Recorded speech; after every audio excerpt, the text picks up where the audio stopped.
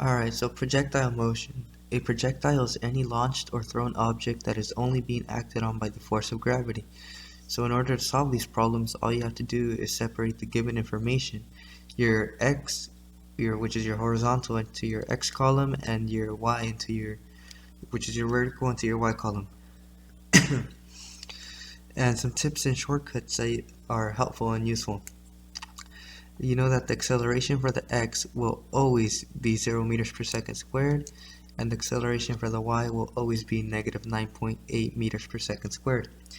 Also, the time for both y and the x will always be equal to each other. And also, the velocity final y will always be equal to the negative velocity initial y. So in the problem, they're always going to give you the velocity initial. And with that velocity initial, you could find the components of the vector, which for the y component, you would use velocity initial times the sine of the angle, which is what they would give you in the problem too. And for the x, you would use velocity initial, cosine, and the angle. You would multiply them.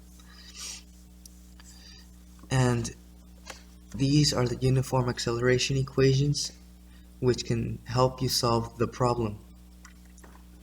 So now to the problem. Okay, so a soccer ball is kicked with a velocity of 30 meters per second at an angle of 35 degrees above the horizontal. What is the hang time? So this is what they're asking for, the hang time. So first we would draw our picture to help us. And then we would set up our x and y columns. So we're looking for the time, and they gave us the initial velocity, which is 30 meters per second, and the angle, which is 35 degrees. So we would plug in the 30 meters per second, and to solve for the x, remember we had to use cosine. So it would be 30 meters per second times the cosine of 35, which would give us 24.57 meters per second. Now for velocity initial y, we would use 30 meters per second times the sine, because we're looking for the y, so it would be sine of 35, which would give us 17.2 meters per second. Now the shortcut we could use for velocity final y, we would be able to do the VFY equals negative velocity initial y. So in this case, this 17.2 would just become negative. So it would be negative 17.2 meters per second. And for the acceleration, we know that it's negative 9.8 meters per second squared, and that's 0 meters per second squared. And which are given information.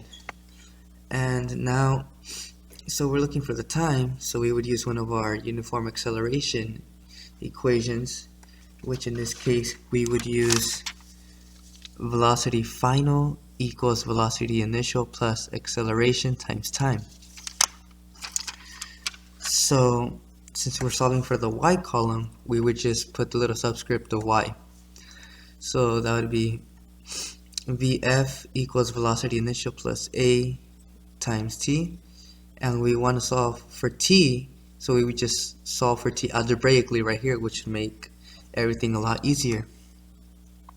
So once you solve for t, you get velocity final equals velocity velocity final minus velocity initial divided by acceleration, and from there you could just plug in your numbers. So our velocity final was negative 17.2 meters per second, and minus the velocity initial which would be 17.2 meters per second. So once you add those, you get negative 34.4 meters per second divided by negative 9.8 meters per second squared, and from there you get that the time equals 3.51 seconds, which is your hang time. And that would be this time would be for both the y and the x, which would lead you to find all the information for the x column if you wanted to, but in this case we were just looking for the time, so that's all we would need to do. And that is how you use or solve for a projectile motion problem.